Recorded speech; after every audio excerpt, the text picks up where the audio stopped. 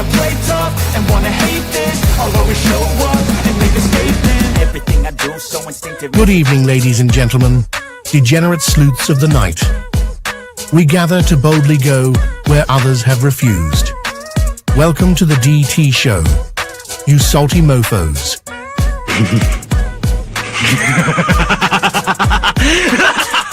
A man accused of killing 4 college students is behind bars, and he has ties to northeastern and central Pennsylvania. State police say 28-year-old Bryan Kohberger was arrested this morning in a home in Chestnut Hill Township. I can't find any case law that would support that idea. That somehow a warrant would be needed for DNA left at a crime scene.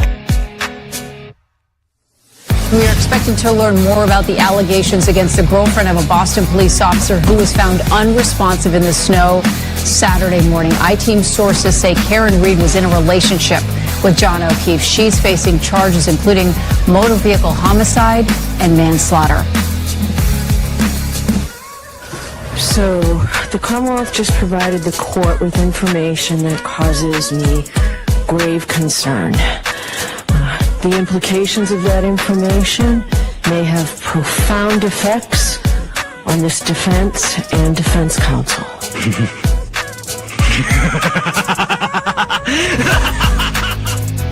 So, get your popcorn ready and your choice of drink.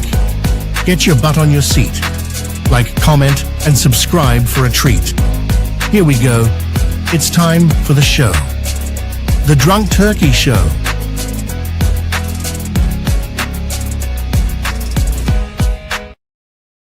What is up, everybody? Welcome back to the show. I'm Daniel. Today we got a great show for you guys. I have Dr. Vona joining us back on, and we're going to go over some of the text messages and some of the searches that Bryan Kohberger had. Asked the question, what did they mean? What do they mean? We're also going to go into perhaps some Google trend searches and see what was being searched around the time that Bryan Kohberger was in Pullman, Washington before and after the murders. So you don't want to miss it. Please hit the like button. Please hit the subscribe button. Ring that notification bell, guys, if you haven't done so already. And without further ado, let me adjust my camera. Let me get Dr. Jaime Vona on. How's it going, doctor? Hi, everyone. Happy Friday. We made it. It's Friday. Yeah. I'm doing good. Definitely did need it. Friday is, I was talking to my wife and I was telling her, I was like, this week went by pretty quick for me. But I'm not complaining about that. I'm glad it's the weekend. Me too, for sure. Before we get into today's conversation per se, I want to talk about a few things that just recently came up in the trial or the hearing, the pretrial hearing that just occurred. First thing that I wanted to talk about is, well, it seems like Dateline might be in trouble a little bit. I don't know. There was a document that was dropped saying documented records hold order based on sensitive information not previously public, circulated and reported during a recent Dateline TV program related to this case, the defendant Bryan Kohberger. It appears likely that someone currently or formerly associated with law enforcement or the prosecution team violated this court's non-dissemination order or gag order. And so let me play a little clip real quick. This is from the court. So let's listen in. In the closed session this morning, I indicated to you I'm going to be entering an order requiring the retention of records by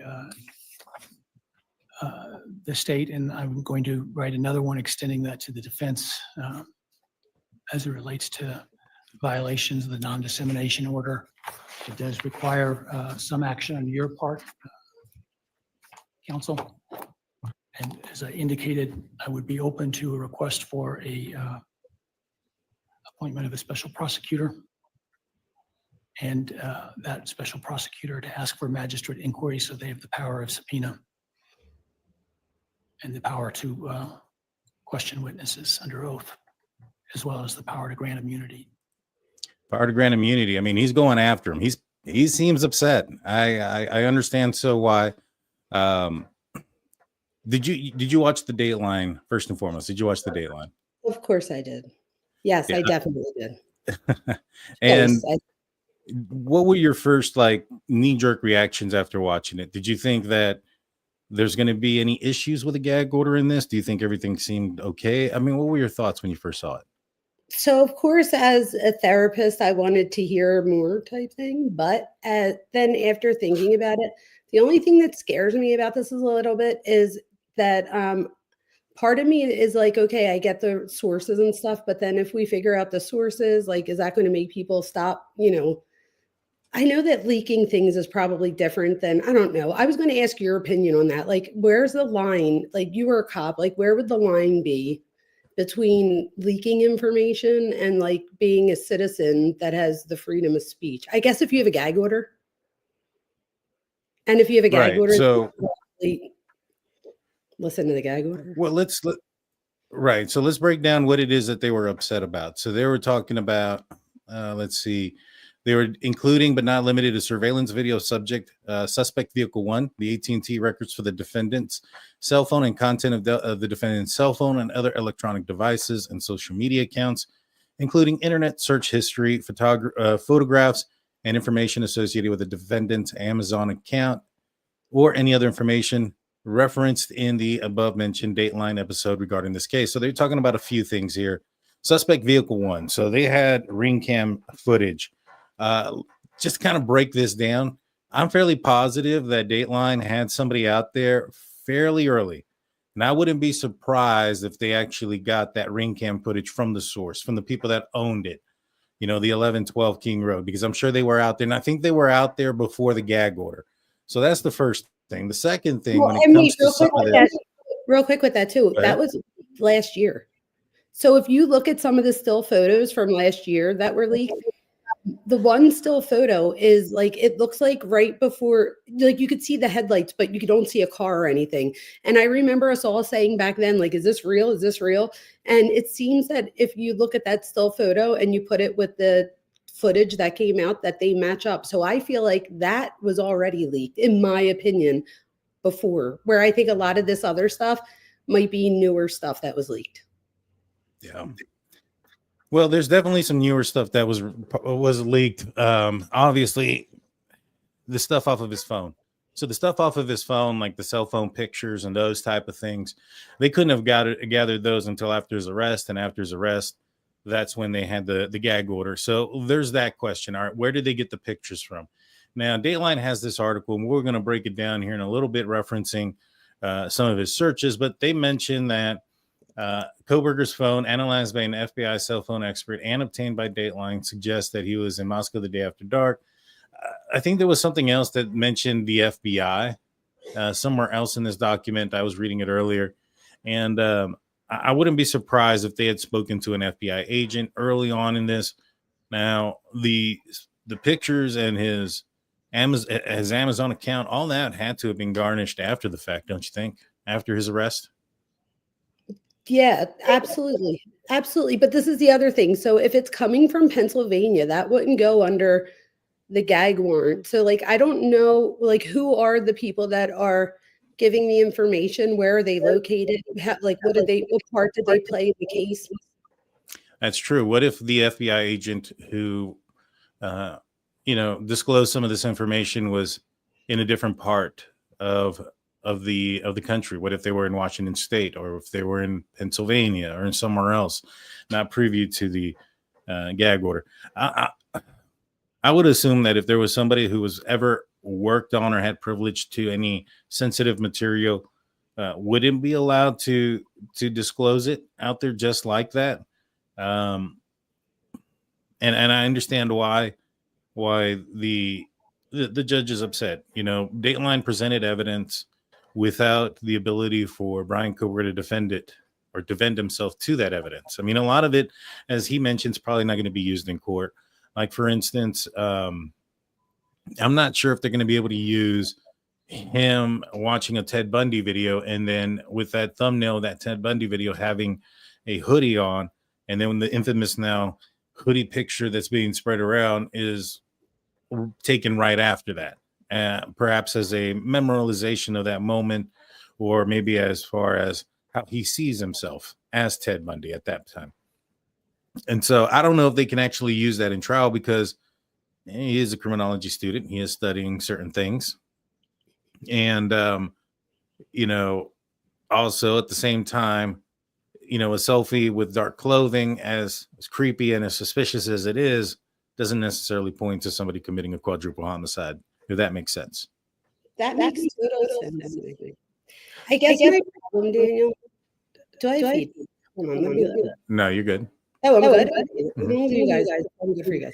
So my problem with this is, I just lost my train of thought, Daniel.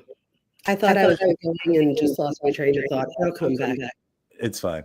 It's fine. At the end of the day, when it comes to this special, one of the things that Judge Hippler indicated that was, I guess, frustrating is the possibility this is going to cost the citizens of Latah County a significant amount of more money because of the fact that they're going to be potentially having to sequester this jury for a longer period of time. Yes. They're telling me that I'm still acting. Oh, you know what? You are a little bit, just a little bit. And that's threw me off. I'll figure it out. Here, you talk for a minute. I'm gonna figure it out. All right, I'm gonna adjust your mic settings on my side. Oh, I think I figured it out. All righty, but I'll try some other stuff. So, okay. So the next motion that was just released, and I'm fairly positive a lot of the pro-burger movement are gonna they were looking at this and saying, "Oh, motion to seal the defendant's offer of proof referencing alternate perpetrators." And well, here comes the motion that says, "Comes now, Bryan Kohberger hereby moves the court to order to seal the defendant's offer of proof reference alternate perpetrators." Now, this was filed on May 14th. The hearing was on May 15th, and this is what Judge Hippler had to say about Bryan Kohberger's offer of proof. The defense's proffer regarding alternate perpetrators. Here we go. I want some additional information for the defense to do two things. One, provide me with whatever actual evidence you have supports those allegations. And two, provide for me how it is you believe that what you are offering is admissible. Because it seemed to me much of what you had put in there was fairly potentially fairly objectionable in terms of admissibility. All right. So, as I said, no evidence of anything yet. They just have an allegation or an accusation for somebody. And I don't know who that somebody is. What are your thoughts with when Judge said, we want to see actual evidence? What immediately went through your mind? That he's not just going to allow. Let me just pull it out. Can you still hear me? Oh, wait. It's still happening. It wasn't my mic. I'm going to leave this here, you guys. I apologize. I don't know why it's happening. And then I'm going to come back. Okay. I apologize. No problem. I understand. So to me, right off the bat, this just kind of screams out that they have no actual evidence. They have no evidence the fact that there's somebody else. And the evidence that they do have, obviously there's a question about, is it admissible in court? Well, I mean, I'm assuming it's probably not admissible because it lacks evidence. So Dr. Vona will be back. And in the meantime, in between time, let's close this down. Let me pull up. I don't remember what the other part was. Let me try to play this real quick and let's see what this was. Physical object. All right. I remember now. And I want to wait for Dr. Vona to come back so we can listen to that aspect of it. All right, I'm going to answer some questions and comments in the meantime. We have Sarah Adams as a new member. Thank you, Sarah. We have Stephanie, also a new member. Midwest gifted a One Drunk Turkey Show membership. Justine also gifted a One Drunk Turkey Show membership. Thank you, guys. Sarah Adams asks, Dr. Vona, well, I'm going to bring that one back when she gets back on. Such an interesting show by Salty Sleuth Investigates. Thank you so much.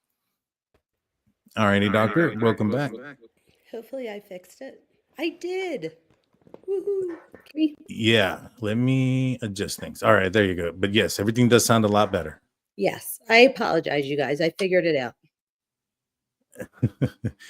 Sarah Adams asks, does Brian look high as a kite in his selfies? That's such a good question, but let me tell you why that's a hard one to answer. It's hard to answer because I don't know what could be, and again, this is alleged, but I don't know what could be coming from a substance or a disorder, if you will. And even with the defense, they say that he's autistic. So even, even they're saying that there's some disorder. That, yes, he looks absolutely high to me there. But if you look at the other ones, I don't know if that was just a bad shot, but why did he keep that one? He looks high to me there. I don't know. Does he look high to you? That's the first thing that went through my mind. But what do I know? I've only arrested a lot of And people. didn't they find a green leafy substance? Yeah, but that don't look stoned. I mean, So I'll say. he's not. He's a very pale guy. So somebody under the influence of marijuana, as pale as he is, I would have assumed he'd have blush cheeks. Some of those features to his face. It seems like our chat is saying absolutely. Yeah. So it seems like almost everybody's saying, yes, he looks high in here. So, you guys, I think that it's important to note that he did have active addiction. He did have an eating disorder at some point.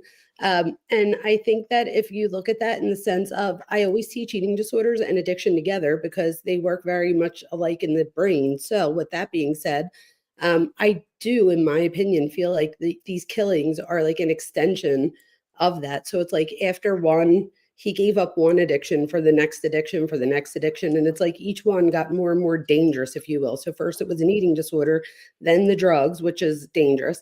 And then now this behavior, if he's guilty, right? So we do see that progression, which wouldn't be abnormal in that sense. But now, he does look high. Yeah, I think he does as well. I think he does as well. You know what else? His pupils look really big because like he has really blue eyes. But when you look at this, and I think, and again, I don't want anybody to come for me with this, but if you look at a lot of the Ted Bundy stuff that we've been watching, a lot of the times there were times like I didn't realize that Ted Bundy's eyes were as light as they were. So I feel like I don't know if it's the pupils getting bigger because obviously your eyes aren't changing color. I mean, I have a doctorate degree, but I'm not like an ophthalmologist. So I'm not sure exactly how that works. But I would say that with I do know that with different substances, your pupils could dilate, and that would make the blue of your eye be less. So I wonder if there's something to that. There could be. There definitely could be. I don't know. I do know that, like you mentioned, that was said a lot about Bundy, especially when he was getting upset. They said that his eyes turned dark. And so I thought, and the other thing about Bundy that kind of reminds me a little bit about Kohberger is that Bundy looks different in almost every photograph or every video of him. And so the same could be said about Bryan Kohberger. He just looks like a different person in every picture that we've seen of him. 1,000%. And this goes all the way back to from the beginning of the pictures that we found of him. I have not been able to find one where I feel like he looks a different age. Everything from that one picture where he's super skinny to, to any of them. Like you said, you could pick any of them. They never look the same. I totally agree with that. And again, I think that goes back to a lack of identity and him trying on different identities. Yeah, unless you're looking up the AI pictures, those all look alike. All the AI pictures. Everybody in chat seems to think that he might have been on a stimulant because stimulants make your pupils dilate. Very possible. Very possible. All righty. So let's get into some of the searches that Bryan Kohberger was doing. So we know that on August 21st, he was, according to the documents, he was at the victim's residence within 100 meters of the house, out there for about an hour. And then he leaves and he gets pulled over for speeding and is given a citation for not having a seatbelt. Apparently, and according to documents and according to court rulings and trial testimony, Bryan Kohberger was a little bit defensive about handing over his phone number. And that specific part about it is what the defense was trying to remove and end up getting redacted out of this traffic stop that's going to be used against Bryan Kohberger. My question to you is, It was 5 days later, I believe. He's searching, when can a cop detain you? Like 5 whole days later after getting the citation and having this moment. What does that tell you about what that meant to him in It that tells me moment? that he's Go ahead. rigid and that he was obsessing over it.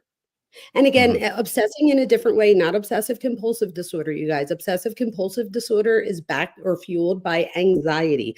This is different. This is like an obsessive compulsive personality type disorder. So it's not driven by anxiety, but you still have those obsessions. I think that he just kept stewing over it. And again, I know that even for me and maybe you and other people, whenever I don't know about something, when I find out about it, I feel like I'm in more control of the situation or a decision, things like that. But I think he like took it to the next level. So he must have been stewing over it for enough time that he then looks it up because he wants to know. Um, what do you think? That's exactly it. I thought that it was bothering him so much that he got a citation. I think it bothered him so much that he was saying something and that the officer didn't believe him. I think he already had an ego trip about the area.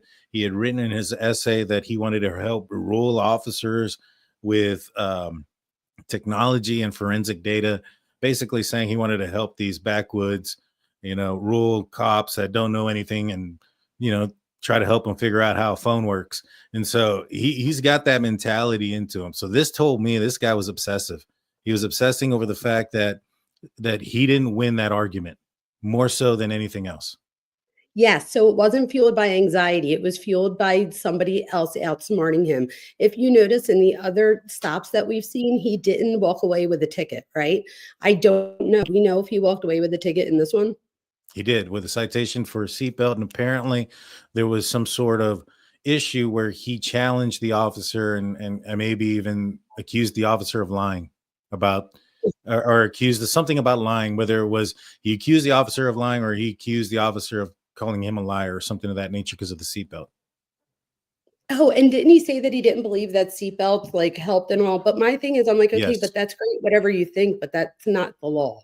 But that's an example, you guys, of antisocial personality, is I know that the law says that I need to wear my seatbelt, but I'm letting you know that you're wrong too. And again, I don't know exactly how he said or whatever, but he let them know that he did not believe, due to his own research and stuff, that it wasn't in his privy that seatbelts are helpful. But again, that's not going to make the cop, just like he said, there's no crosswalk walks in PA. It seemed like the other cop was a little bit nicer about it. And he even at the end is like, "Oh, I didn't mean to like question you on the law." Yes, you did. I wonder if some of the questions he was or things he's looking up have anything to do with what the cops said to him during that. Like if they said anything that made him think that so that he could know the law better than them next time.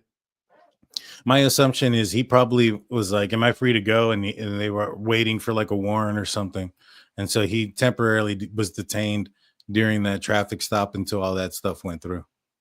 See, you guys, we didn't even talk about this. That's exactly what I'm thinking. Like, what was it that made him, he must have thought something. So somebody asked if I think he has antisocial personality disorder, 1,000%, and narcissistic personality disorder. But again, this is only my opinion.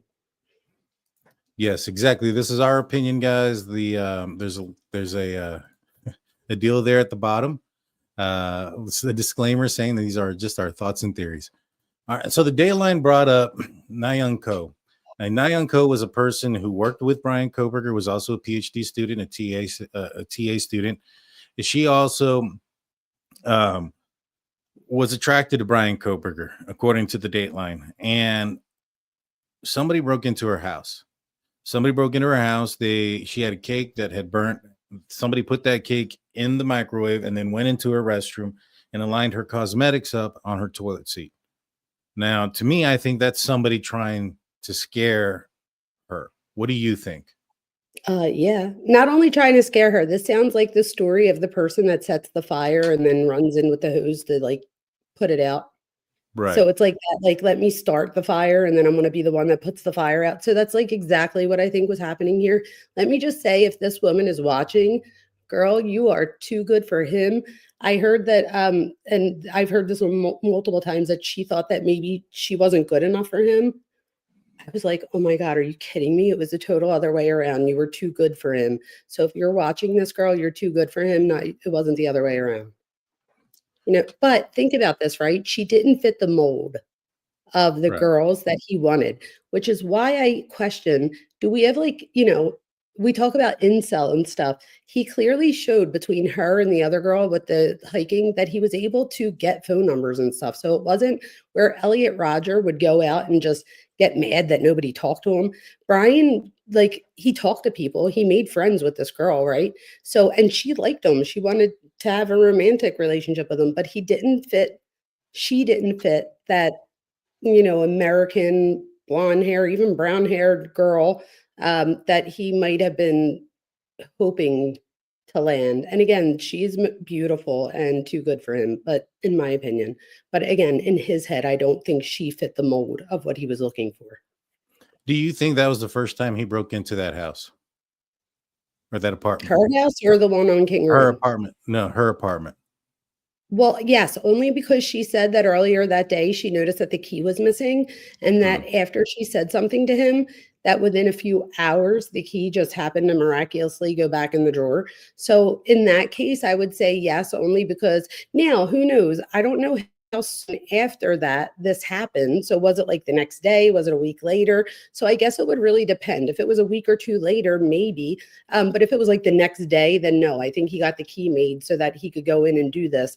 So, right. So even with all of that, you guys, could you imagine she then went to his house and slept over because she felt safe with him?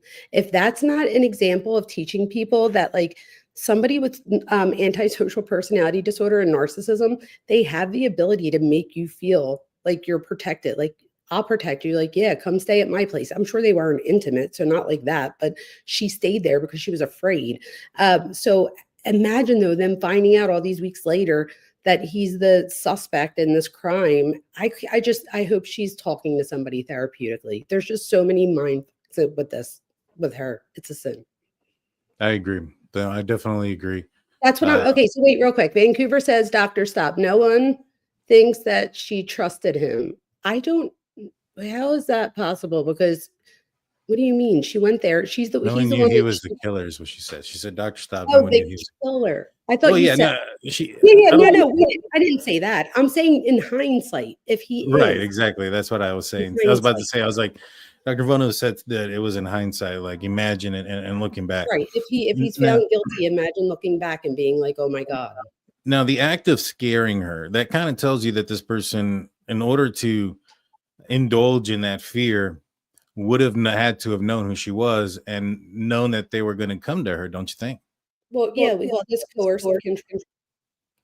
Right. What I'm saying is, it's probably less likely that somebody's going into a house to scare somebody in that manner that they don't know and that they're not going to understand. They're not going to, unless they're like hiding in the house and they see that. Like, if the goal is to scare somebody. So let me put it this way. Like, if I wanted to break into a house or an apartment and I wanted to scare somebody, I'm going to want to know how scared they got. I'm going to want to know, everything about that moment. And to me, that's a little bit of a clue as to that it being somebody that she knew, is the fact that the intention, in my opinion, was to scare. And yes, they took some things. I think they took two very valuable things that meant a lot to her that only he knew about. That's the other thing too, right? Yeah, big time. So I think that those two things play a role. Now, she was interested in him. I asked Howard Bloom if, because he had spoken with friends of hers, if they had ever been romantic, and he said no, and they weren't romantic that night. What does that tell you about him? I mean, is it because she doesn't fit the mold, or is it because he's incapable? In your opinion only? I don't think it has to do with being incapable. I just think that he didn't see her in that light. I have to fix my mic again. Okay.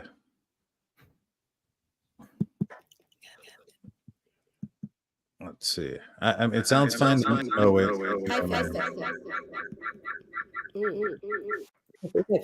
right. Now I did. There it goes. It's sounding great now. All righty. So that happens with Na Young Ko. What do you think about the intimate items that he kept? I think. Oh, I don't know. I don't know what's going on, Dan. I got you. I fix it. We got beat for both. I think we have to turn inflation off. I feel like every time you turn off the echo cancellation, I can hear myself crazy. when it's myself crazy. I don't know what's happening. Yeah, that's all right. That's all right. As long as other people are heard, I just other people to hear.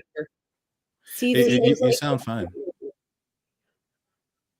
Like they're a little bit behind, so they're hearing the echo from when we were messing with the edit stuff or the microphone. Okay. All right, so you sound good to me. So, Na Young Ko, this is happening. The fact that he allegedly took items that were very personable to her, that meant a lot to her, versus anything else. What does that tell you? That she was vulnerable, and he was using that vulnerability as a means, right? Because think about it wasn't just moving her makeup. She got to a letter of hers. So I feel like that's definitely a very vulnerable position. And I feel like the one that there's bad echoes. Yeah, there's an echo on your side. Yeah. I think if we turn that one setting, it'll stop. It stopped last time. Okay. Let me just see. And then we'll see what. All right. Okay, still echo. Wait, let me try this. No. All right. How about now? No. If once you turn off echo cancellation, it makes it really bad. Now try it. Wait. Yeah. Right now you sound fine. I turned everything else off, reduced the background and the adjust the mic. So. All right. All right. I don't hear it anymore. I do. Oh yeah, a little bit at the end there. I'm not sure what's going on with the audio tonight. I apologize, guys. That's weird. Yeah, it's weird. It's not as bad when I cancel out the echo.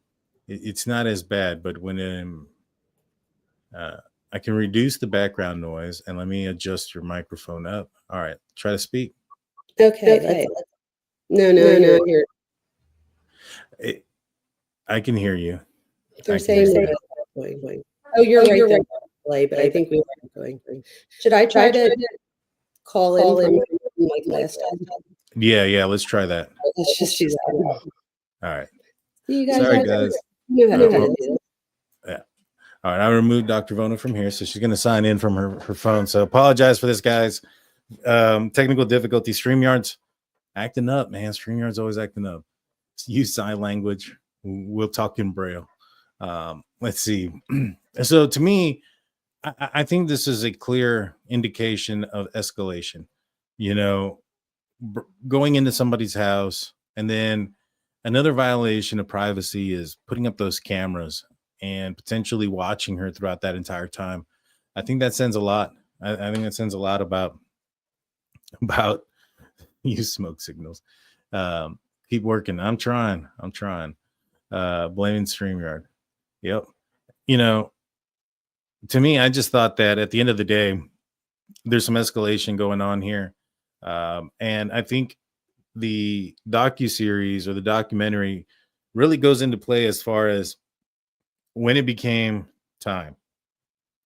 Bryan Kohberger, he stopped using his credit card, starts using forensic devices to forensically delete his search history and things of that nature. So, yeah. And as far as him being an incel, I don't know. I mean, to me, when he purchased the knife, when he purchased the balaclava mask, when he purchased the backpack, those were all things purchased in Pennsylvania. And what was happening during that time, he was at the height of his life. He was graduating with his master's degree. He was recommended for the PhD program.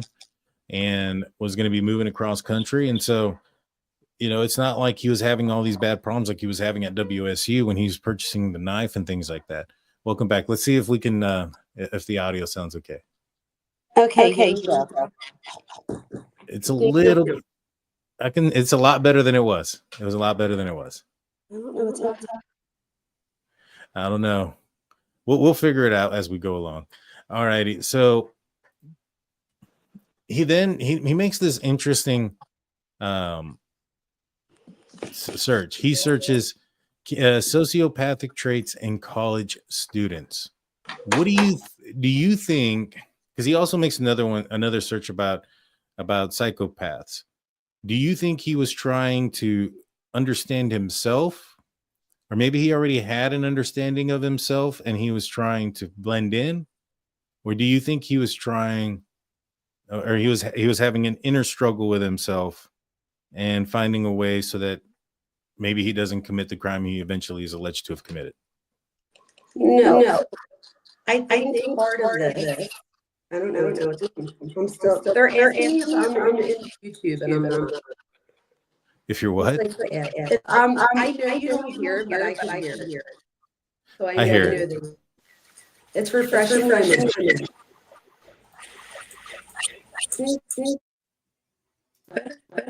That's so weird. I don't understand what's going on. A little bit better. Wait, I don't hear it anymore. Oh, no, I hear a little like something, but I think it kind of went away already. It may have been your finger over the mic, though. I don't know. There it is. I think that may have been it. Okay. I still hear a little bit. It's a little bit, but it's not that bad. So, psychopathic traits in college students. What do you think that means? I think that he was looking at himself. He was probably looking at sociopathy like any of us might be interested in. The thing I'm more interested in is the fact that he looked up pro-social. That he looked up which one? Pro-social behavior. What does that mean? It's the opposite of antisocial. Everybody's saying it's so bad. I'm so sorry. I don't know what to do. I'm not finding YouTube. I don't know. I know. Call in every other time. It's fine. Yeah, I know. I don't understand why it's being this way. Try it again. Hello. Yeah, I can hear you echoing bad. I don't know why. We've never had problems. I wonder if I have headphones on. I don't know if it's my end or I don't know that it's my end though because I changed to a phone. So I'm not sure. I'm gonna try the phone and see, but I don't know if that'll work. All right. Let's see, you guys. All right.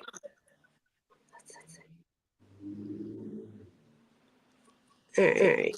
Nope. I don't. I feel bad. I don't want to ruin your stream. It's okay. Let's see. Let me check on the mic settings one more time. All right, try it.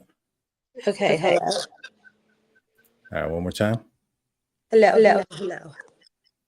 All right, I got it to come down a little bit. All right. It is a little bit less. I think people are asking if you have YouTube on in the background, like on a TV or something. I don't, but usually we sign into YouTube, and I'm wondering if that's the problem. No, that shouldn't be the issue. That shouldn't be the issue at all. I'm not signed into YouTube. Huh. I know. This is so weird. Yeah. And you're connected to the Wi-Fi?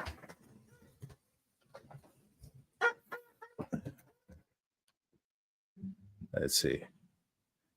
You know what? I think I got an idea.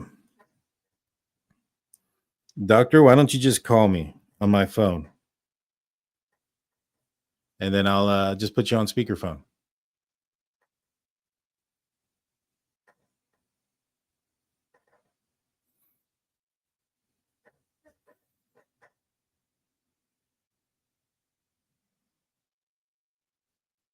Yeah, it could be the Wi-Fi. I'm gonna wait a little bit. To me, to me, guys, and this is why I wanted, Dr. Vona on here, is because I'm not a psychologist.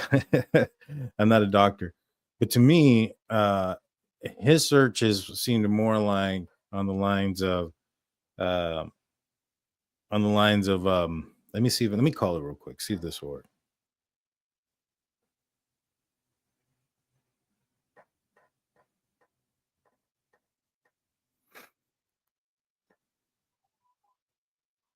It might be my phone. It might be my connection, guys. I was talking about it earlier that it was kind of going in and out. But yeah, let me ask her to call me and we'll do it over the phone. All right, hold on. There you are. All right, let's see. Is it better? Much better.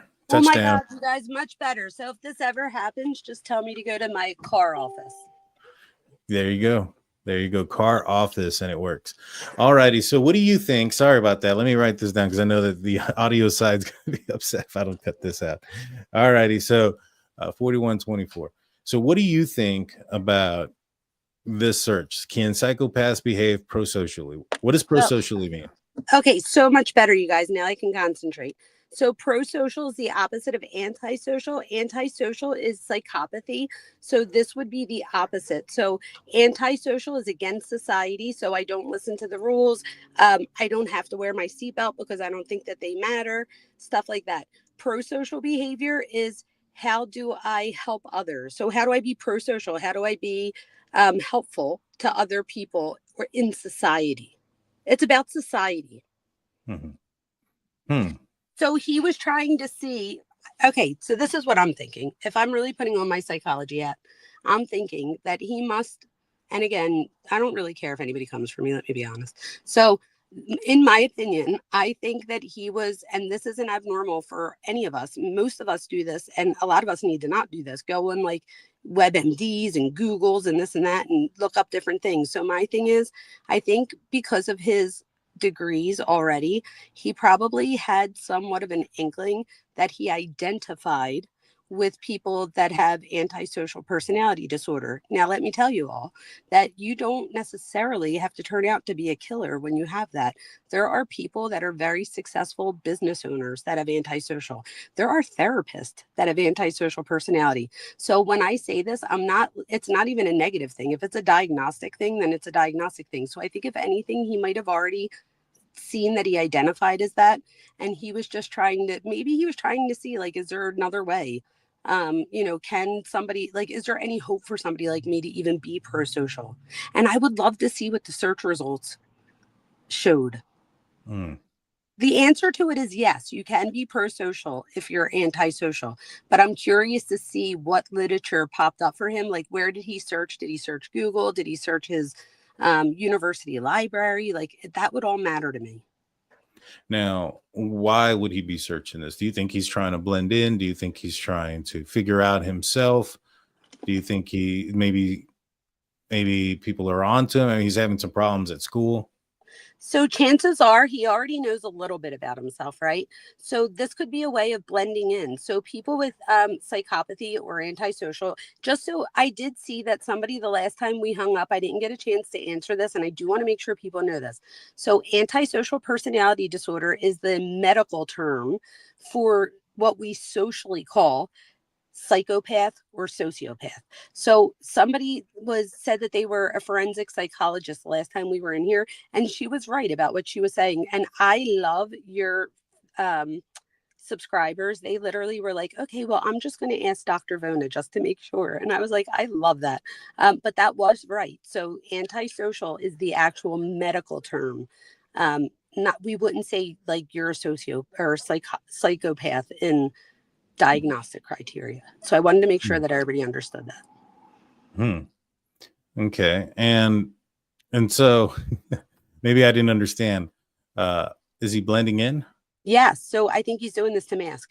So people with this disorder try to mask your behavior because they want to blend in.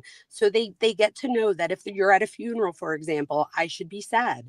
If I'm at a wedding, I should appear happy or engaged, like things like that. So, and again, it doesn't mean that they don't feel happy at something, but they learn how to mask and blend in over time. And think about it, he got all the way to the PhD level, And it's not easy to do that. So even at the master's level and stuff, you have to do so, like, you have to interact with so many different professors and things like that.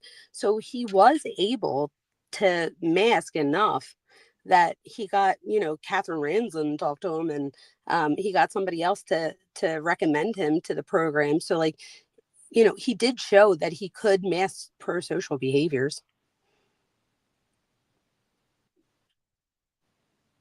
Does that make sense? Yeah, you broke up a little bit at the end, but that was because of me. It blanked out on my side. I was like, whoa, everything turned black. But that was on me. I hope everybody heard that. But yeah, no, everything does make sense there. Now, is it normal for individuals to be this aware of their illnesses like this if he is a psychopath or sociopath? That is such a great question. So, insight is really what tells us if a person's able to get better in life. So, any of us, if you have insight, that means that you have the ability to look inward and take other people's criticisms. It doesn't mean that what other people say is true, but you're able to listen to other people's, what they think, stuff like that. Let's say your kids are like, Mom, you've been miserable lately. Like, having insight is being able to reflect and be like, you know what, maybe I have been a little bit on edge, and then being able to change that behavior. Bryan has some of the most insight, and I'm giving him like this credit for this. Like, if you look at his TAPA talks when he's 15, he talks about depersonalization. I have a doctorate degree, and I don't ever remember talking like that at 15 years old. So he has that intellect and insight. It's now just that he has that insight. You then go on to his rap song and he talks about being that he tells us he has zero emotion. He sees other people as objects. He says as meat, but that's pretty much as objects. That's what he's saying. So on and so forth. So I feel like he had so much insight. I feel like he did understand, and maybe getting a degree in psychology helped validate those things for him. And who knows, maybe getting a degree in criminal justice furthered that by further helped him understand. And think about it. If you identify with that, then you could go far with that, because you would be talking from experience in some sense, even if you haven't committed a crime. Do you think that maybe a part of him wanted to be a psychopath, and maybe not so much it was an insight as much as a want to be? No, not at all. I don't think that, I mean, in my opinion, I don't think so. I think so with personality disorders, they're different than the rest of the disorders because they start at birth and continue throughout life. So nobody ever deviates from who they are. So for example, if you just got anxiety out of nowhere and like you've never had anxiety before, you would deviate from what you're used to. So it has to interfere with daily functioning. For him, it did interfere with daily functioning. It interfered as far as drug use and eating disorders. So things like that. He wasn't able to finish school in the classroom. He had to finish online in high school. So it did interfere with his daily functioning. I think the reason he was so confused was because he wasn't deviating from anything, which tells me even more so that it's a personality thing, because it was just always that way.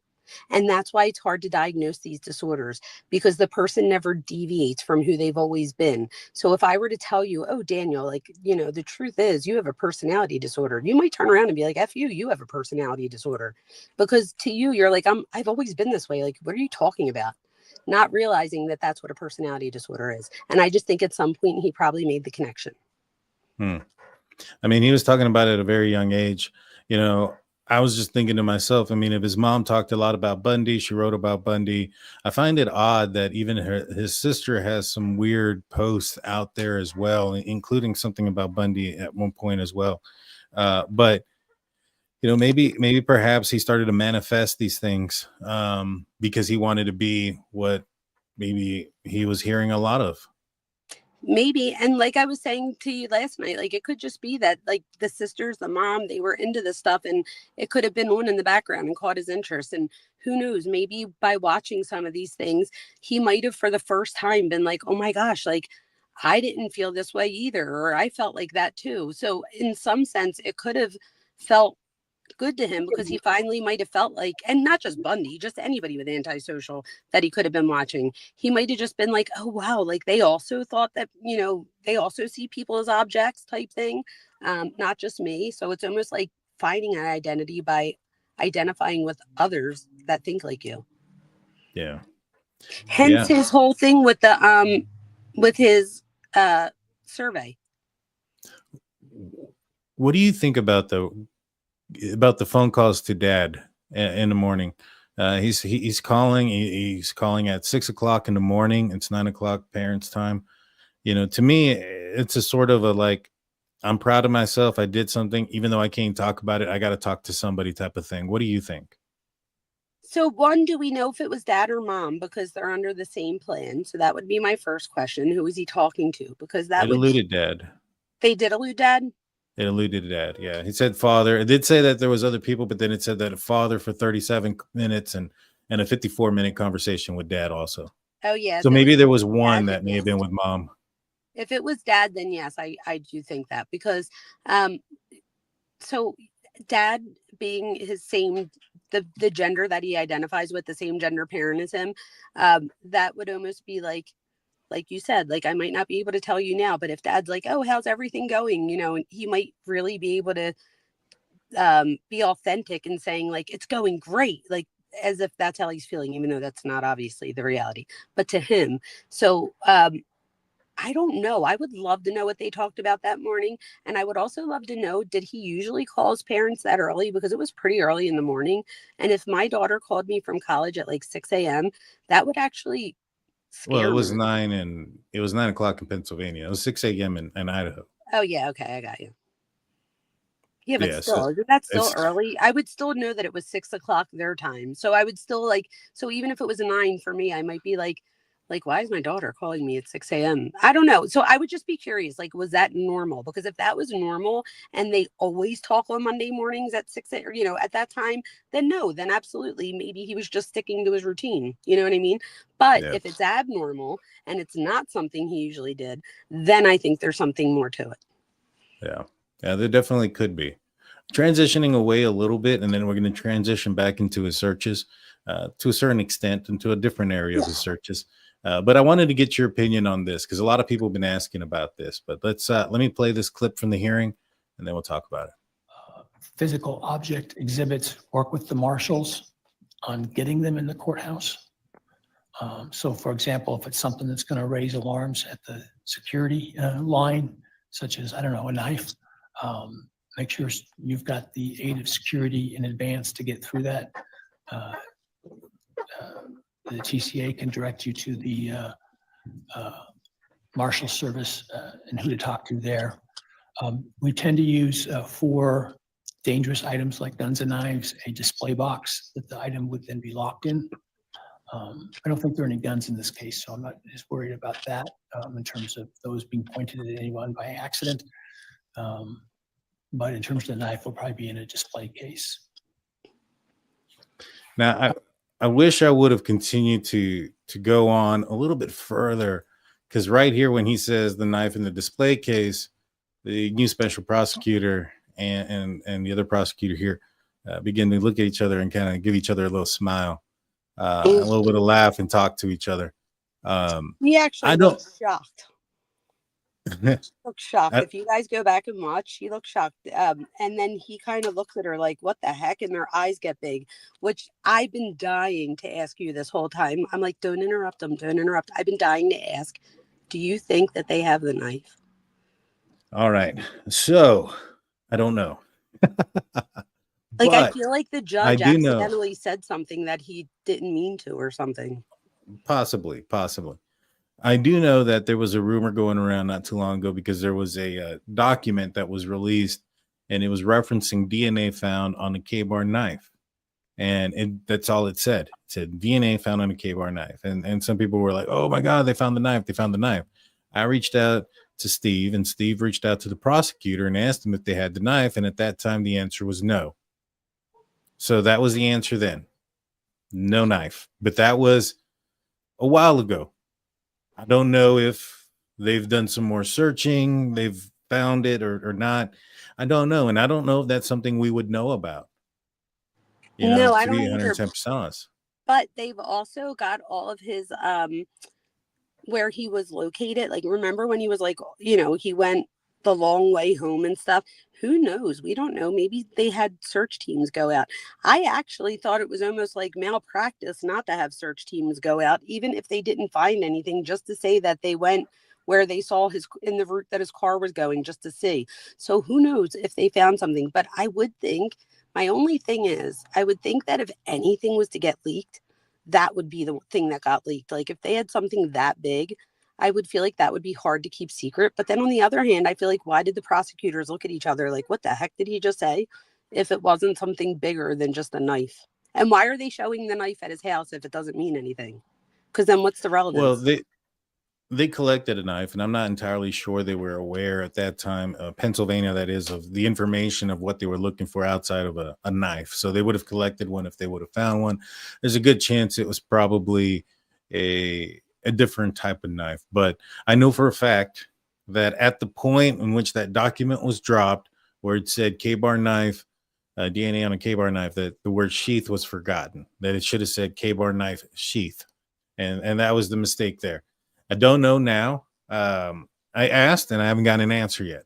So, well, I thought it was weird that it was number one on the list. It was literally the very first thing. It says a knife. I'm like, okay, so it doesn't really give a description. But then I thought about it, and I'm like, if it was like a hunting, like a certain type of knife, like let's say it was a K-bar knife, and they knew that by looking at it, wouldn't they have written in the thing K-bar knife? So my thing is, was it cryptic that they just wrote a knife? But then, like you're saying, that you got the answer no, that it wasn't connected. But my thing is, can you just bring up a knife into trial if it's like, wouldn't it have to be relevant?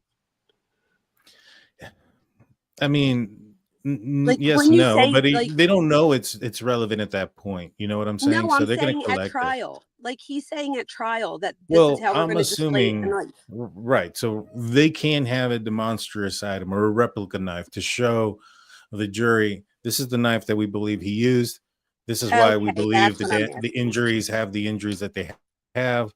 And this can explain that. So they can bring in a replica knife. So that's a very possibility. But don't you think the judge would have said replica knife? That's what I'm saying. Or demonstrous knife? Yeah, I don't know if I'm thinking to like, yes, demonstrative K-bar or something like that. Like, that's why I'm thinking like that's crazy. But I wasn't even thinking like to show them a replica so that they could see what the knife looked like or how big it was. I guess I wasn't thinking that. So that obviously could be it too. But again, they call it a demonstrative house, or not dollhouse. Let me take that back. A demonstrative model. So why wouldn't they say a demonstrative K-bar or a demonstrative knife? Right, exactly. And he said it multiple times. It was like, I mean, it wasn't just once. Now I'm gonna say, based on the information I know, I'm gonna say no at this point, but with the possibility, because they've been searching that thing, whether it's the Snake River, whether it's some of these wooded areas between Moscow and Pullman that they believe where his phone was off. Some mountains in Montana, I believe they have searched. Some other places they have looked into. And so, and there are some places that I'm not aware that I've heard they looked into. I've been told that they've looked into a couple of places. I don't know what those places are, but I know that they've searched several different places for the knife. So I know that there has been a search. I'm assuming if the knife hasn't been found, that search is probably still ongoing. Mm-hmm. I agree. And a lot of people are saying, what if he have gotten rid of the knife, like thrown it in like a lake or something? This is my thing, you guys. You have to remember, they're not thinking like you and me. They're thinking in a different, so whoever did this is thinking differently. So a lot of the times that knife is like the one thing that can really make him relive that experience again at a later date. Let's say he didn't get caught. He knows. It's almost like, I know more than you. I'm smarter than you. So even if you do get caught, it's like you still don't know where the knife is. I do. So it's almost like a way of like staying elevated or in control of that information. So I don't think he would have just thrown it away in a river. Well, I mean, maybe. I think he buried it. In my opinion. You think he buried it like Israel Keys? I think he buried it. It's quite possible. It's possible.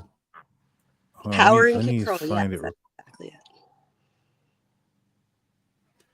All right, so let's pull this back up real quick. If this is something that Ann Taylor is unaware of, or any of these guys, let's see if there's any reaction from anybody. Let's hear it one more time, and let's see if there's any Physical reaction. object exhibits, work with the marshals on getting them in the courthouse. So for example, if it's something that's going to raise alarms at the security line, such as, I don't know, a knife, make sure you've got the aid of security in advance to get through that. Everybody on his team is The looking TCA down can except for direct you him. to Well, the, now Ann Taylor looked up at. Marshal I'm not service, surprised by it. and who to talk to there.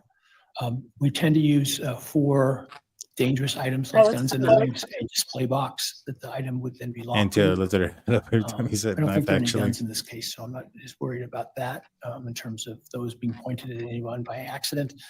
But in terms of the knife, will probably be in a display case. Ann Taylor does a look up every time he says the word knife. She's like, and so I don't know. I don't know. It don't sound like they're surprised by it, by the whatever it is that they're saying. So seems like they're aware of the knife. Now, we were told about this monstrous dollhouse or model house. I shouldn't even call it dollhouse either. Wouldn't we be told of a? I don't know, Chloe. I'm asking you this because I know you're the expert on this. But if they were using a knife, wouldn't that be in some sort of document? You know, a demonstrous knife. Wouldn't that be entered into evidence like the dollhouse? You know, or why would it be sealed either? Like, because the only thing I can think of is we haven't seen this, so it must have been entered under seal. Why would a demonstrous item be entered under seal? So, just some questions I'm thinking. 100%. You know, just some questions I'm thinking. Because I mean, the gag order, and I get it, but the gag order, what does a gag order have to do with a replica? Exactly. Right, and they're using a model house, and they had to enter in a file for the model house, and the model house is demonstrous. They had to enter it in. Now I know there was an objection behind it, so maybe that's why there was such a hoopla about it. But wouldn't we see something entered into some sort of document that they're going to be using a replica? Just my thought. Just my thought on it. Yeah, I agree with you. All righty. So Club comes in saying the only reason we knew about the dollhouse was because it was a state anticipated the defense was going to object, so it filed a motion. We don't know about the knife as okay. So good. That's what I was waiting for. Our expert here. The village. There are no valid objections with that going to win that, in my opinion. So if this was a demonstrous exhibit for the knife, then there shouldn't be an exhibit for that. And it sounds like they knew about it. All right. So a couple things I wanted to ask you before we get into the Google Trend searches. It says here that Bryan Kohberger asked the officer when he was getting arrested, states here, he asked the officer about his education and suggested they get coffee at a later date. This guy studied a lot of serial killers, and coffee, I think, was something that Ed Kemper had mentioned or had done with officers. I could have swore there was another serial offender that made a statement like this, but he made a statement also, did anybody else get arrested, which is another claim that another serial offender had made or had said. I think Gacy was the one who said that when he was arrested. You know, his alibi, Walleye Park, Joyce LePage's body was found there. We did the Google Trend search, and we found out that somebody in Washington was searching up Joyce LePage while Bryan Kohberger was in Washington. That's right. What do you think about that statement that he asked an officers about his education and suggested they drink coffee at a later date? That I'm smarter than you. I didn't do this. Wait till I show you and get away with this, and then I'll go buy you a coffee. Yeah, that's pretty arrogant. Oh yeah, pretty arrogant. All righty. Well, all in all, I think that in the end, I know some people are saying that this might have some sort of effect on the death penalty because they've, put out some information out there before they should have. I don't think so. I don't know how much of this information was going to be used in court outside of suspect vehicle 1. And even at that, what was described or what we heard from the audio of that video from suspect vehicle 1 was described in the PCA. And so it's not really violating anything we didn't know. The pictures and the searches, on the other hand, big story. Which brings me up to our next question, or our next topic of today, which are the searches. And you were able to figure out Google Trends to a certain extent, or a lot better of extent to me. I figured it out to a certain extent. What did you search and what did you find? Okay, so I searched so much, you guys. I found that somebody was looking up the. I'm echoing. Do you hear me echoing again? A little bit. Let me look at your mic settings. I'm not going to touch anything. All right. You sound all right. Okay, so you were looking up. I was looking up different terms. Oh yeah, it's a little better. So I looked up 1122 King Road. I looked up 1122 King Road, Moscow, Idaho. I looked up every one of their names. I looked up his name. You guys, he was looking at this house back in August. We have the receipts. I sent you a bunch of them. If I was on my computer, I'd pull them up. But we have receipts, you guys. Maybe we could. I don't know if you have them. Yeah, from I the do. ones I sent you. Yeah. Just to show them what it looks like. Yeah. Let me pull that up. I got to download them and then send okay, them. so I'll tell them why you're doing that. So you guys, he was down. I mean, somebody, not him, but somebody. So you could even go and look to see what state the person was Googling it from. So it was in Washington. So it wasn't like somebody in Florida was like Googling, to see, oh, maybe I'm going to go to that school and, it doesn't allow me to search the state. I was trying to do that earlier. Oh, because you have to put the terms in first. Okay, so let's try this. Let's put in the terms. So 11, put in 1122 King Road.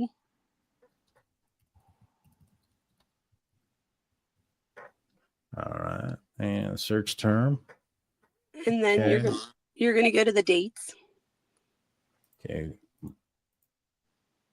Then we go to custom range. Yep. And let's just put in the time that Bryan Kohberger was in Pullman, Washington. I think I put August 1st to 11/12. Yeah, well, he got there June 26. And let's just put to the murder date. Because he wouldn't be searching. No, you're right. But remember, all right, you guys, there's a trick. So if for some reason we put this in and it comes back with nothing, narrow your search, your dates. It's a trick. Not a trick. It's just. All right. So no interest over time, but I think it's because I need to get closer than just the United States. Start typing in Washington. Don't let me type in Washington. No, when you go to hit United States.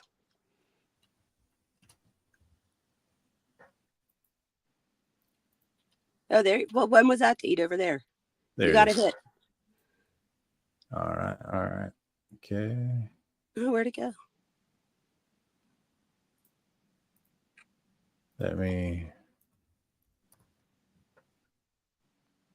You guys, this is Google Trends, and it's so much fun. You could look up so much stuff.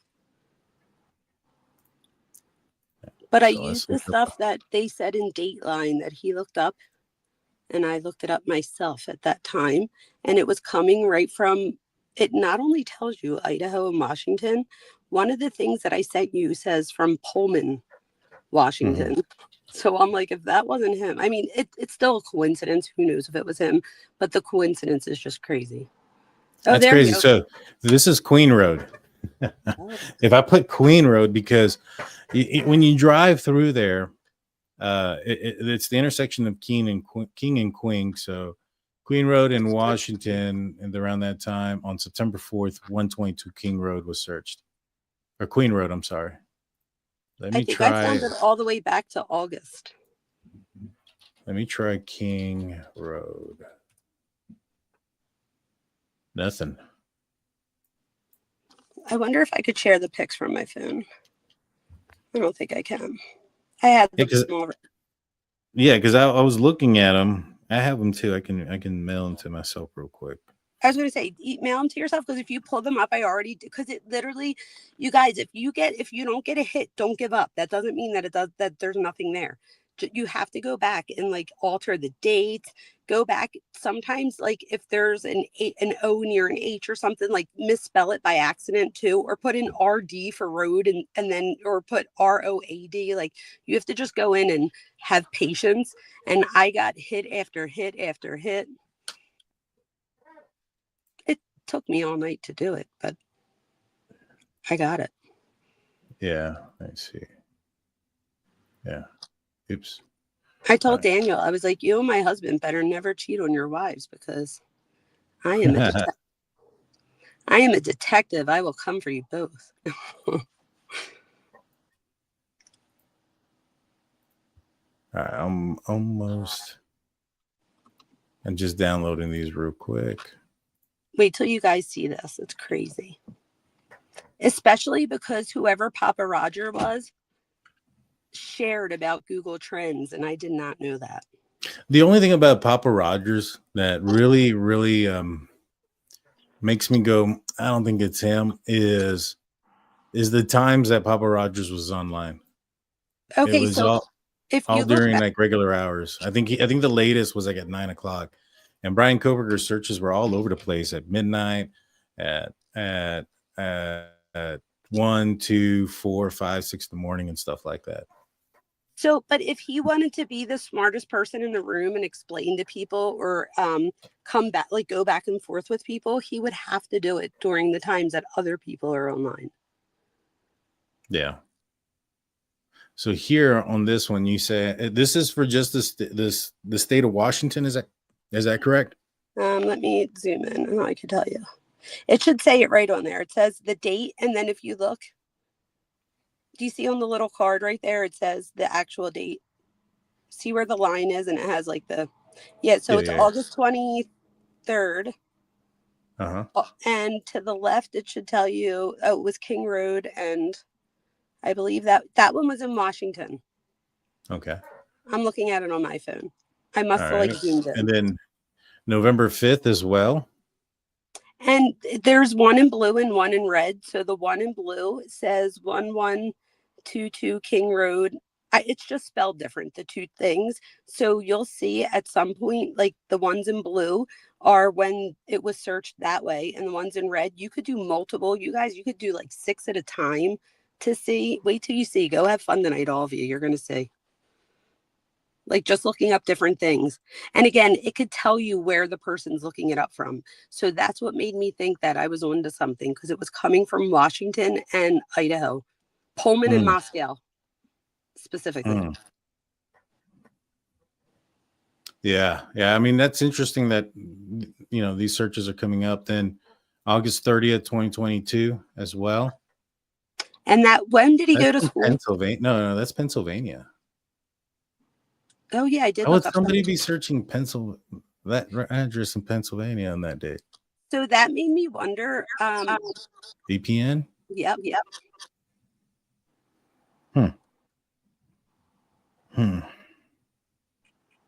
That's exactly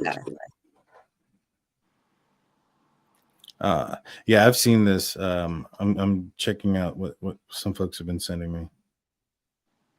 Okay. Courtney's going to get her detective on. All right. And this is same thing. I don't know where this is from, but yeah, I mean, no, that's the same one. So that's just looking at a bigger date. And if you look at the two little bumps, it's before the murder. Oh yeah. And you can see that afterwards, everybody was just kind of Google searching the crap out of this. Yes. Interesting. This is probably the most eye-opening one. That's crazy. 11 times. Yep. I'm glad I showed you this one so you could see what it looks like when a bunch of people are searching, as opposed to so that people could see like, oh, well, what are the possibilities? Da da da. And it clearly shows you that there was volume after. Yeah, definitely. So somebody in Washington was clearly doing this searching. There was one picture I showed you the other night. I literally pegged it all the way back to Pullman. And remember, I asked you on the thing, I was like, wait, is that where this is? It was like, it showed you it on the state lines. And I looked it up further and it was. Yeah. Yeah. I remember you showing me that. That was definitely Pullman. Yes. Yes, it was. I got to figure out how to get there on this because, well, this is Washington by Metro City. Oh, yeah, you guys, that's the other thing. Play around with all the things. Like you could go to Metro City. There's a difference between trend and search terms. So as you add things on the side with the blue, it makes it all different colors so that when you search it, you're searching it all together.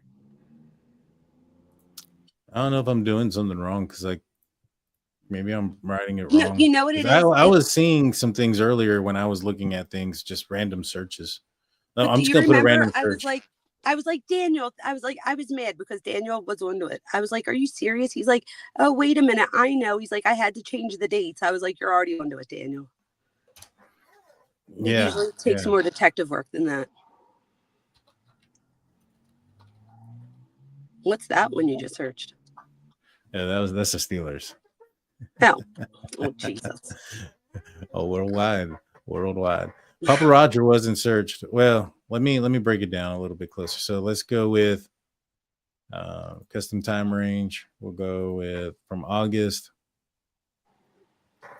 Let's go to September 30th. While you're doing that, the other thing I remember, if you look up 11:13 to 11:13, like just on that day, and you put in, because in Dateline they said that he searched Idaho, I think it was Moscow, Idaho homicides. It comes up. Yeah. So how would somebody have known already? Maybe it was the 12th, not the 13th. It was like the day before or something. Why would you be searching the day before? Or the day of. That's what I mean. It was like before people would know. So I don't know if it was the 12th or the 13th, but if you put in. Well, can you put a specific time range? Because I'm sure like by around like 2 or 3 o'clock on the 13th, it was being searched like crazy. It wasn't. Huh.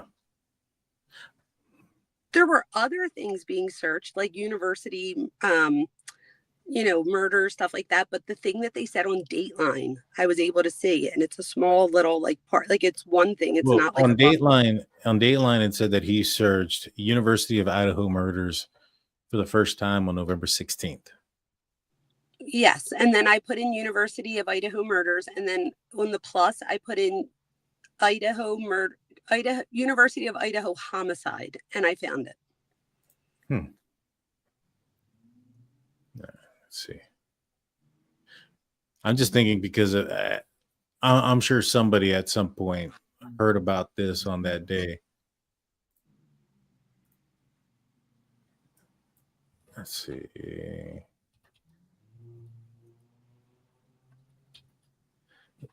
Sorry, I can't type fast. I don't either. You're good. No. It's because of my arm injury. I just can't type fast. I lost the ability to move my hand, my left hand. At least you have an excuse. Well. And nothing came up. So just put in Idaho homicides. Try or switch out the word to homicide instead of murder.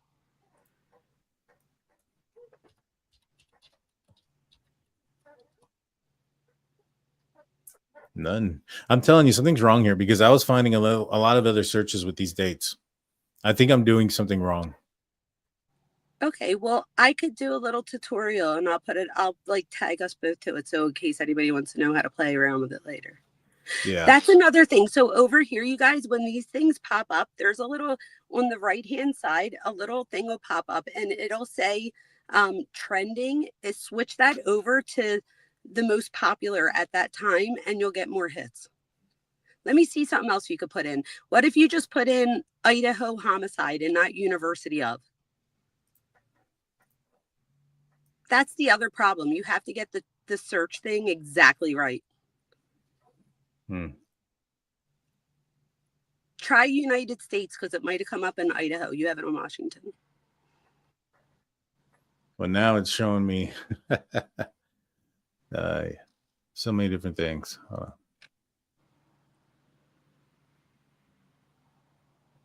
on. Man, where the heck is it? It won't go if you start typing U.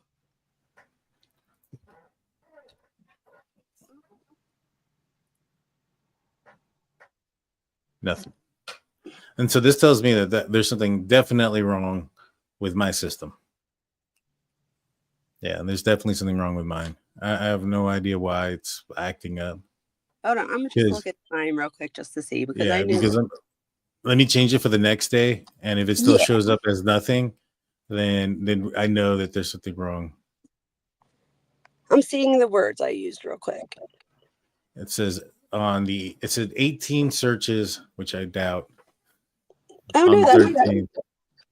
And then it says 100. I don't know what this 18 and 100 mean, to be honest with you guys. All right, I looked it up. So it's the percentage of hit. So it's not how many hit. Okay. I'm about to send you one right now. That's crazy. I'm echoing, but I just sent you a really good one. All right. Oh, that's what's up. Try Idaho 4 murders because that's what always been dubbed as the media. That's true. Let me see what you got here. So yeah, November 14th, that the victims searched. See, I don't know why, but yours is just doing way more than what mine is doing. Mine don't show anything like that. Honestly, part of it is because I did it over like 20 hours.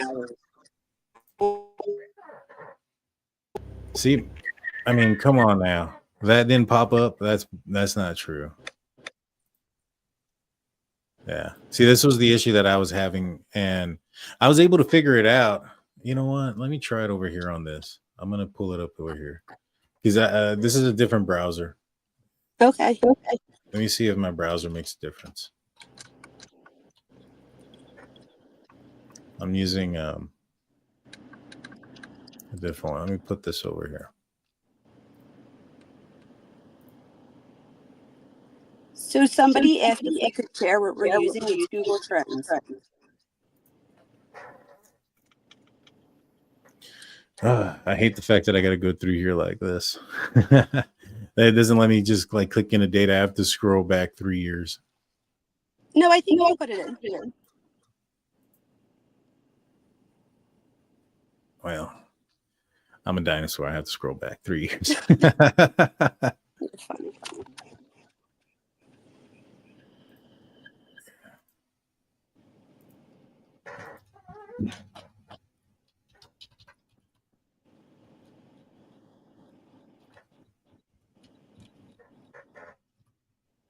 Nah, didn't show up. I was hoping it would.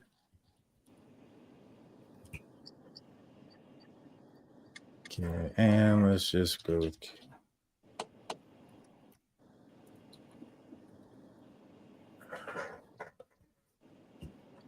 All right, search term. Oh, I spelled that wrong. But there it is. Maybe that's why. Somebody spelled it wrong on August 7th. Okay. I think it was my browser. All right, so let me spell it right. Let's see if that comes up anything.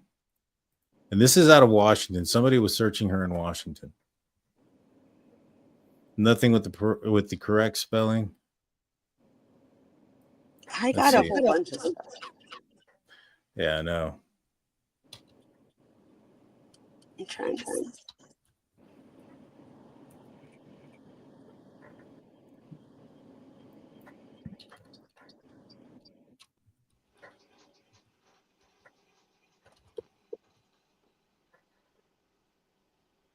Yeah, nah.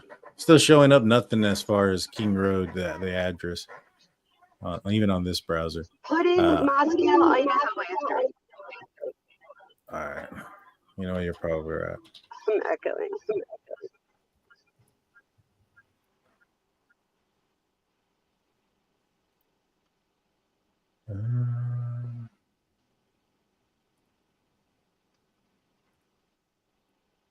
Web search, new search, Google Shops. Yeah, web search. Mm-mm. So yeah, interesting stuff though.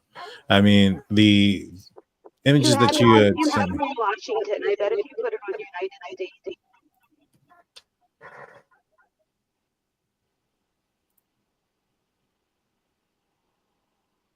Here you go. August 23rd, but yeah, I mean, that's weird though. Why would somebody not? Well, let's see if it's Idaho that searched it.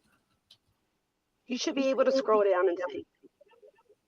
Nope, it was not. It was not Idaho. Subregion doesn't tell me anything. Oh, okay. My gosh.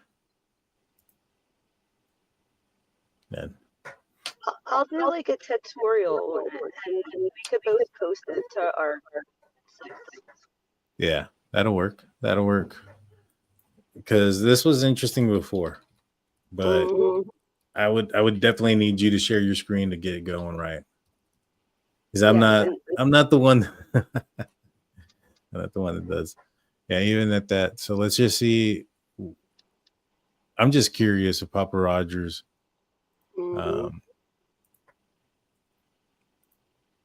You had me look up Joyce LePage, and that came up. Joyce LePage came up. Yep. Let's go 13th, and let's go in. Bryan Kohberger was arrested. Well, you know what? He moved on the 16th, 13th. That's when he left.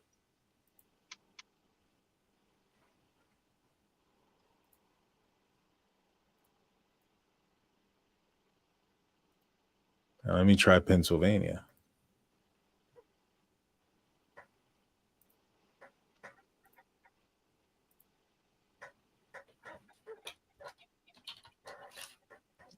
Because he was back home by then. Yeah. Nothing. So at least he wasn't searching Papa Rogers. Just so you know, when I have, oh my God, there's so many of them. I'm trying to think of any good ones. On August 28th, somebody from Washington was searching Madison. Oh, this is the one that has the poll. I'm sending you this. It's crazy. December 24th in Pennsylvania. But after the murders, a lot of people all over the place were probably searching. You know what I'm saying?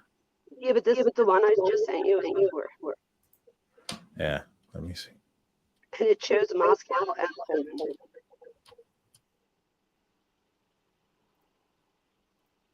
I'm gonna try one more thing because I saw in here to check the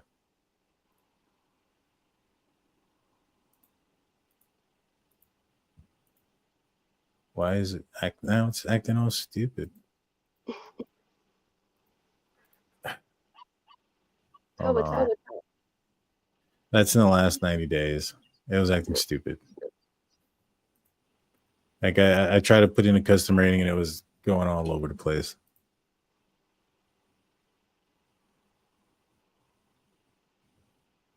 All right. Someone made a good point. It was Roger, not Rogers. No, it's RODGER. Right. Did we? Oh, okay. Yeah, that's right.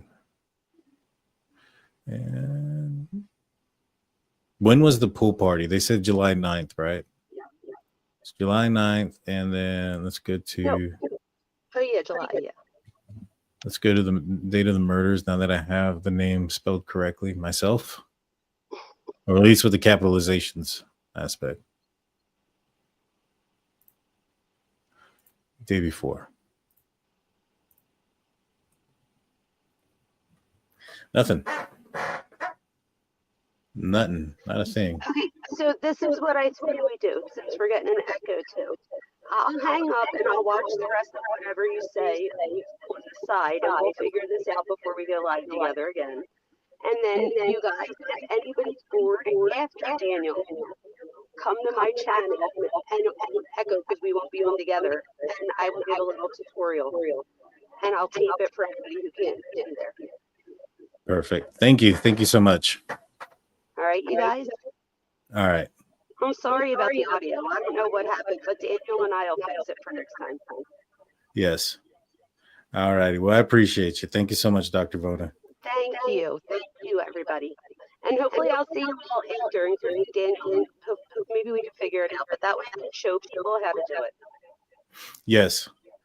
All righty. Well, thank you so much. You have a great one. Thank you, guys. All right. Dr. Vona, make sure you guys go follow her. Her channel is in the description.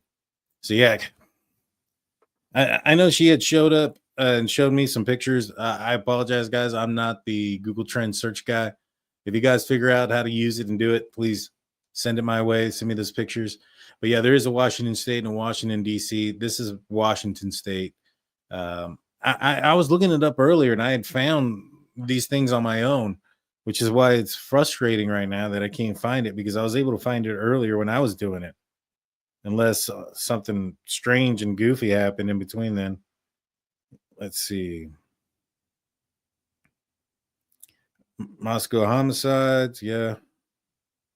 Yeah. She had sent me a couple more things. Yeah. But it ain't working on my side. But yeah, thank you guys. I'm going to end up calling it a show, guys. Please hit the like button, subscribe. I want to tell you guys that on Monday, I have Andrew Garrett from Andrew Garrett Discoveries. He has come out on Forensic Frenzy's channel not too long ago, talking about his program, Shadow Dragon, and how they may have found a connection between Bryan Kohberger and the victims. We're going to ask him a bunch of questions about possible connections and things of that nature. You don't want to miss it, so make sure you like, comment, subscribe. He's going to be on. It'll be, I believe it's 10 a.m. Central, 11 a.m. Eastern time, and it'll be about 8 a.m. in the morning on the West Coast. And so if you guys want to check that out, highly recommend it. It's going to be a great interview.